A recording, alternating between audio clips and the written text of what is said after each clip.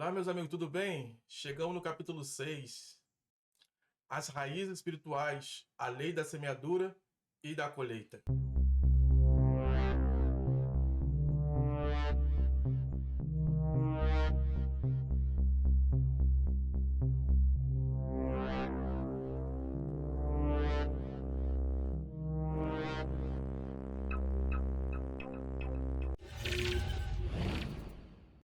Agora vamos falar o seguinte: se no capítulo 5 falamos de heranças, de palavras que foram colocadas lá na nossa infância como fundamento, uma planta, que nós tratamos no capítulo 5, agora vamos falar das palavras que estão direcionadas e presas ao mundo espiritual. E você está vivendo uma corrente geracional, seja ela uma bênção ou seja ela uma maldição, por palavras dos seus antepassados que falaram. E você está debaixo dessa palavra ou dessa corrente geracional espiritual que conduz a sua vida por trás dos bastidores. Só tem duas formas de colheita de palavras, seja ela um fruto ou seja ela de ervas daninhas, mas você está colhendo aquilo que talvez não foi você que plantou, mas você está debaixo de uma palavra maldita ou debaixo de uma palavra de bênção, que você está direcionando a sua vida e você nem está percebendo. E é isso que nós vamos falar agora no capítulo 6. Se no capítulo 5 nós identificamos e vamos mudar a planta para transformar a nossa edificação em vida, como nós falamos, essa alegoria de um prédio, que você é o arquiteto da sua vida, mas te deram uma planta, ou seja, falaram o que você deve fazer, como deve agir, e você, baseado nesse princípio, tem feito. Agora nós vamos falar da parte espiritual. Palavras que foram ditas, que você está colhendo, e se você não arrancar essas raízes, silenciar, calar essas vozes, e se você não cortá-la, os seus filhos, os seus netos, vão continuar comendo desse fruto ou vivendo dessa erva daninha que foi colocada lá atrás, por alguém falou, sentenciou essa família em palavras, que o mundo espiritual está agindo, porque ainda existe essa árvore, e essa árvore geracional tem mudado a conduta dessa família, seja ela no agir ou no falar. E nós temos que parar e cortar essa árvore. É esse o intuito disso. É esse o intuito dessa aula 6, falar do mundo espiritual agora. E agora chegamos aqui a um ponto de nós sermos arqueólogos da nossa vida, ou da nossa geração, ou da nossa família. Nós já fomos detetives, identificando as vozes. Depois nós calamos não somente as vozes, mas os ecos. Depois nós falamos que nós, como foi na aula passada, que nós somos arquitetos de uma construção. E agora nós somos arqueólogos, ou seja, nós vamos cavar fundo, aonde palavras lá atrás têm ditado a forma de você viver sem você saber que isso é o mundo espiritual agindo por trás dos bastidores da sua vida. E com isso agora nós chegamos nas raízes espirituais e vamos tentar desvendar o que foi falado que tem induzido a você estar colhendo frutos ou ervas daninhas, colhendo bênção ou maldição. Então, como vou saber se eu estou vivendo essa maldição ou essa bênção? Se as coisas estão devagar, mas estão indo, é sinal que você está na bênção, porque a bênção é como uma brisa. Já a maldição é quando está indo tudo bem e de repente vem uma devastação e está levando tudo, com correntes fortes que arrancam, como fosse uma tempestade de vento que leva. E toda vez que você vai tentar erguer esse castelo, erguer essa casa, vem de novo esse vento e arrasta. Então você está debaixo dessa maldição, onde você não consegue produzir aquilo que você tem tentado. Agora, se você tem ainda com dificuldade, galgado dia a dia, é sinal que você está debaixo da bênção. Colocamos agora em questão de fé. Abraão sendo o pai da fé, mas também implantou a mentira por ter medo. E com isso, ele gerou espírito de engano sobre a sua parentela. E a colheita dessa mentira dele foi que Isaac fez a mesma coisa, com a mesma forma, com medo, foi lá e mentiu. E essas são as situações que acontecem muitas das vezes. São palavras que foram ditas lá atrás, no mundo espiritual, que age com o espírito de engano, e agora essa família vai começando a gerar ou dar continuidade a essa árvore que foi plantada pelo pai da fé, Abraão, embora, mas também pela mentira dele foi colocada essa sentença nessa família, ao ponto de todas essas linhagens passam a estar vivendo com esse espírito de engano. E Isaac vai e faz a mesma coisa.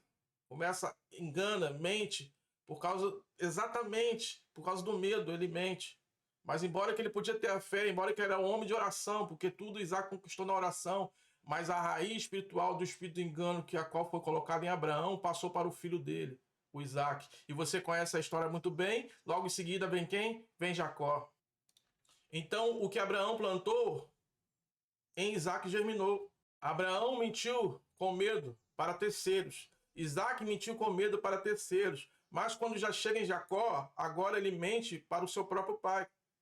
Porque o pai fala, mas você não é Esaú, não é possível, você tem o pelo, mas a sua voz parece de Jacó. E ele mentiu, sou eu.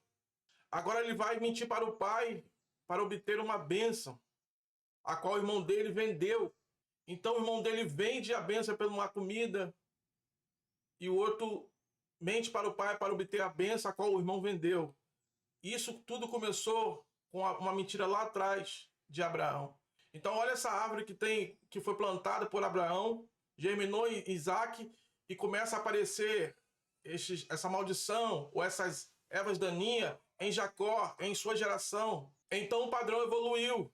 E você sabe muito bem que os filhos dele mentem para o próprio pai, falando que o irmão morreu.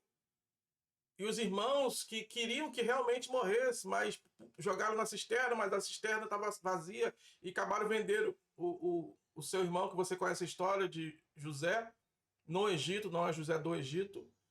E logo em seguida os irmãos voltam com as vestes que o pai fez, aquela veste formosa de cores, rasgada, dizendo que foi devorado. Então a mentira só vai agravando a um ponto porque já está enraizada na família. O mesmo pai na fé, que colocou a fé na sua geração, também colocou essa árvore de engano na família. E talvez você está vivendo isso porque foi colocado lá atrás, mas você precisa arrancar essa árvore para que a sua geração não venha continuar comendo desse fruto maldito. Mas, embora essa família tivesse um espírito de engano, mas a promessa de Deus foi dada a Abraão. E então Deus não revoga aquilo que ele disse. Ele fez prosperar aquela família, embora que vivesse debaixo de espírito de engano. Mas a promessa era maior do que esse espírito de engano. E eles conquistaram aquilo que Deus falou que ele ia conquistar. Mas talvez eu e você não somos como Isaac, Abraão, Jacó.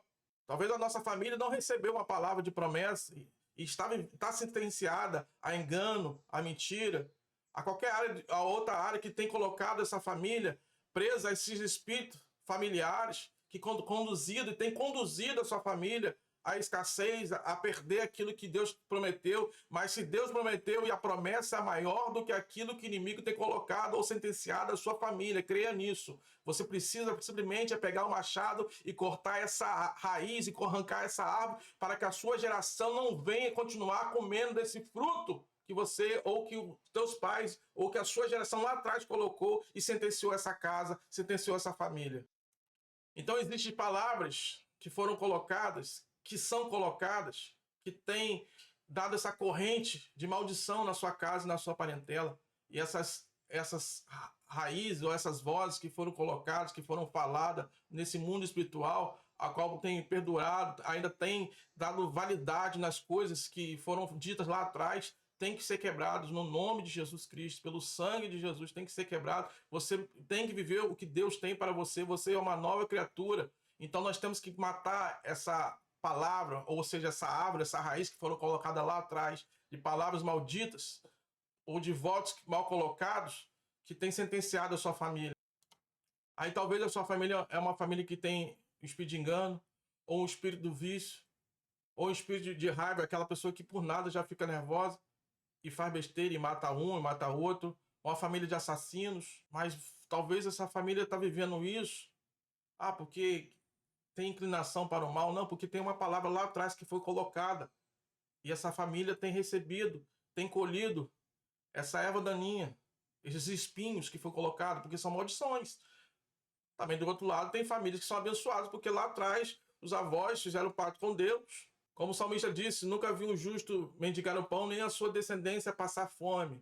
Ou seja, essa família está sendo abençoada, não passa fome, por causa lá atrás houve um homem justo, e essa bênção tem que ser derramado a essa geração. E é por isso que tem colhido essa bênção, não por ele mesmo, mas porque lá atrás alguém orou, um justo honrou Deus e Deus tem honrado com a palavra dele. Não vou deixar a sua geração padecer. É como você vai no médico, sem saber o que está acontecendo, ele vai lá e te analisa, pede os exames, então você tem um diagnóstico daquilo que você está vivendo.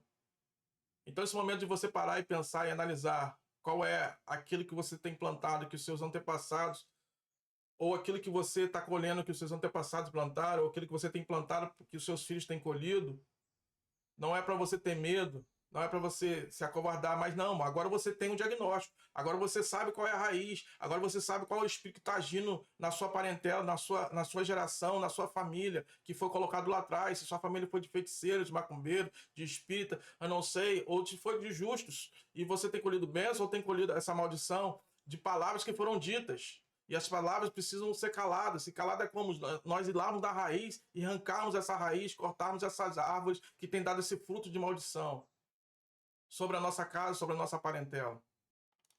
Então, como eles agem? Ele age por isso, pelas palavras que foram ditas. As palavras que foram ditas, sentenciadas, dão legalidade para esses espíritos familiares agir na nossa vida. Como eu já dei exemplo, segue essa árvore de gerações de engano. Abraão enganou, Isaac vem enganou, Jacó vem enganou, seus filhos vieram enganar. E assim vai. Ou palavras também que foram ditas em momentos de você achar que a pessoa estava tão certa, convicta daquilo, que eles falaram o seguinte: os filhos de Jacó disse para José, sem saber que José que era ali, que estava ali governando ali o Egito. E quando José disse: olha, só que eu tenho certeza que roubaram meu cálice. E eles disseram: não, nós não vamos fazer isso. Nós jamais faremos isso. Faz o seguinte, pode procurar. Se porventura achar esse caso, nós serviremos a ti e os nossos filhos. O que acontece depois, lá na frente? A palavra que foi dita lá atrás. Se acharem, nós vamos servir vocês e os nossos filhos. Só que José, ele mal sabia que José tinha feito esse teste para saber como eles estavam. Eles estavam tão convictos que ninguém roubou taça, mas José colocou essa taça lá. Só que a palavra saiu da boca do irmão. Se tiver, seremos os seus escravos. E o que acontece depois com o povo? Todos se tornam escravos do Egito. Todos se tornam escravos do faraó. Porque um lá atrás disse: se achar, nós seremos escravos. Então, no momento do impulso de achar que estava certo, colocou palavras erradas. E essa palavra errada sentenciou a geração futura. E a geração futura se tornou escrava, porque os seus pais disseram: se achar a taça, seremos seus escravos. E a taça estava lá, e eles tornaram escravo. Jacó, quando Labão falou: você roubou meu ídolo, eu não roubei seu ídolo, você roubou sim meu ídolo. Quando ele estava vindo embora, ele falou: não roubei. E ele falou: você pode procurar, e com quem tiver que morra. E mal sabia ele que a sua esposa, Raquel, tinha pegado o ídolo do pai. E lá na frente ela engravida, você sabe a história, e vai nascer o Benjamim. E quando ela vai dar à luz, ela morre, porque Jacó disse: com quem tiver o ídolo que morra. E mal sabia ele que o amor da vida dele que estava carregando o ídolo do pai. Mas ele sentenciou ela com uma palavra: quem tiver que morra. E lá na frente ela vai dar à luz a Benjamim. E as parteiras falam: trouxe luto, vamos colocar Benoni, que significa filho da dor. Mas Jacó vem e fala: não, vai botar Benjamim, porque significa justiça. Porque foi ela que roubou o ídolo. Mas a palavra saiu de Jacó dizendo: com quem tiver o ídolo que morra. Mal sabia ele que o fruto que ele lutou tanto para obter, que era o amor da vida dele, morreu pelas palavras dele, que ele disse: com quem tiver o ídolo que morra. Então são palavras que são sentenciadas, e tem sentenciado pessoas, famílias, que lá atrás alguém falou, e talvez você tenha colhido aquilo que você não falou, que você não fez nada por isso, mas alguém falou uma palavra que a sua geração tem colhido essa maldição. Então esses espíritos malignos, esses espíritos familiares têm agido mediante a palavras que foram ditas, a palavras que têm sentenciado essa família, essas correntes que têm guiado essa família da forma que ela não vê, porque talvez você está vivendo isso e nem sabe, porque não foi você que gerou isso, foi os seus antepassados, mas você está vivendo isso. Então esse momento é de pensar e analisar. Já que eu resolvi o problema da planta, da obra, que eu fui lá e mudei os pensamentos, os medos que nós falamos no capítulo 5, Agora, no mundo espiritual, tem que agir da mesma forma. Eu tenho que ir lá, saber quais as palavras que foram ditas, saber quais as palavras, o que tem que ser repetido na nossa família para você achar a raiz do problema, desses espíritos que tem gerenciado a sua parentela, e você ir lá e corrigir essa falha, corrigir esse erro que a qual seus parentes fizeram e você tem colhido e tem passado para os seus filhos. Uma colheita que não foi você que plantou. O povo, quando você conhece a história do Gadareno, o povo cultivava, cuidava de porcos, uma coisa que eles odiavam, abominavam, por ser judeus. E ali foi a brecha que Satanás entrou e possuiu aquela legião, aquele homem. E você sabe que quando Jesus chega no local, eles correm diretamente para Jesus e falam: o que eu tenho contigo, Jesus Nazareno? Por que me viesse me atormentar? E Jesus fala: quem está aí? Ele fala: nós somos uma legião, porque somos muitos. E ele fala: para sair. E quando sai, fala assim: mas permita-nos que. Porque a autoridade chegou, que era Jesus, falando: permita então que nós entramos naquele porto. Ou seja, nós vamos entrar, nós vamos sair pela porta e nós entramos. E eles entraram naquele porco e jogaram. Você conhece a história, e todos os porcos morreram, de tanto demônio que tinha. E a cidade veio até Jesus e ficaram revoltados pelos porcos que morreram, nem foi pelo jogo que estava liberto. Ou seja, a legalidade estava realmente naqueles porcos. Realmente estavam ali naqueles animais que a qual eles mesmo tinham como abominação, mas estavam criando.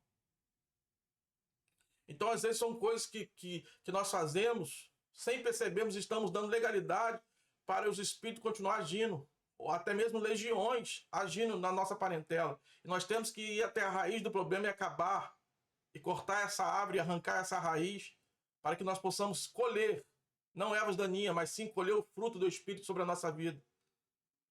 Próximo passo, nós já estamos caminhando agora para o momento da cura. Nós já identificamos todas as áreas que foram colocadas, seja ela no pensamento, seja ela que foi dada como ideias, agora seja no mundo espiritual. E no próximo capítulo vamos começar a trabalhar nesse momento de cura sobre essas situações. Que Deus te abençoe e te prospere, em nome de Jesus.